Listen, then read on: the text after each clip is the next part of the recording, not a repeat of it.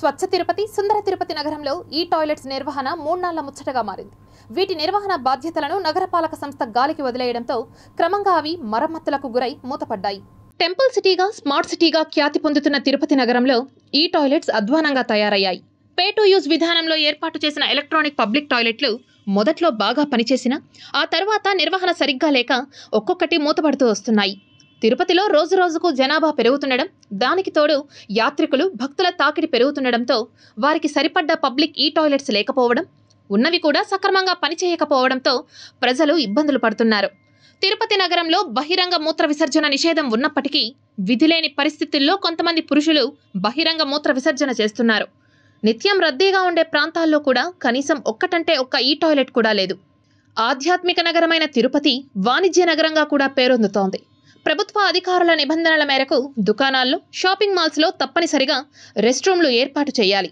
కానీ చాలా చోట్ల అలా జరగడం లేదు. ఇందుకు కారణం ప్రస్తుతం ఇక్కడ భూముల ధరలకు అమాంతం రెక్కలొచ్చాయి. గజం భూమి కూడా లక్షల్లో ధర పలుకుతోంది. ఈ కారణంగానే ఉన్న కాస్త స్థలాన్ని కూడా వారి వ్యాపార అవసరాలకు వాడుకుంటున్నారు. ఈ కారణం చేత మరుగుదొడ్ల కోసం ప్రజలు పరుగులు తీయాల్సి వస్తోంది. రద్దీగా ఉండే గాంధీ రోడ్లో గాని, తీర్థకట్ట వీధి, చిన్న బజార్ వీధిలో గాని ఒక్క టాయిలెట్ కూడా లేదు. పండుగలు, పర్వదినాల్లో బట్టలు కొనడానికి, పూజా సామగ్రిని కొనుగోలు చేయడానికి చాలా మంది వస్తూ ఉంటారు. వీరికి రెస్ట్ రూమ్లు లేకపోవడంతో కొనుగోలుదారులు ఇబ్బందులు పడుతున్నారు. సాధారణంగా స్మార్ట్ సిటీలో ప్రతి 100 అడుగులకు ఒక టాయిలెట్ ఉండాలి. కానీ తిరుపతిలో అలా లేదు. ఎక్కడో విసిరి పడేసినట్లు అక్కడక్కడ ఒకటి ఉండడం, ఉన్నది కూడా సక్రమంగా పనిచేయకపోవడంతో ప్రజలు అవస్థలు పడుతున్నారు.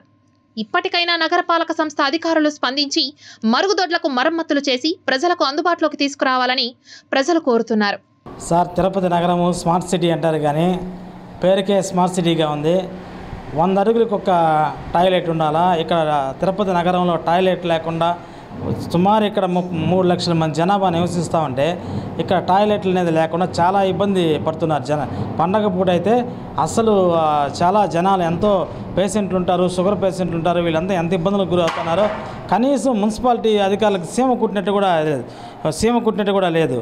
అసలు ఈ టాయిలెట్స్ అయితే సుమారు 10 వరకు కాకుండా అది ఒక్కటి కూడా పనిచేయటం లేదు. ఈ మున్సిపాలిటీ అధికారులు ఏం చేస్తారో అర్థం కావట్లేదు. ఎంతసేపు వీళ్ళకి ఈ ఎలక్షన్ల పైన దీనిపైన ఇచ్చేస్తున్నారు. కానీ ఈ నాయకులకు కానీ, తిరుపతిలో ఉండే రాజకీయ నాయకులు కానీ, ఈ అధికారులు కానీ ఎలక్షన్లు వాళ్ళ స్వలాభం కోసం పనిచేస్తున్నారు. కానీ జనాల సమస్యలు గాలి వదిలేసి ఇదవుతున్నారు. అసలు టాయిలెట్ లేకుండా ఏమైనా అవస్థ పడుతున్నారంటే మున్సిపాలిటీకి సిగ్గుచేటిది.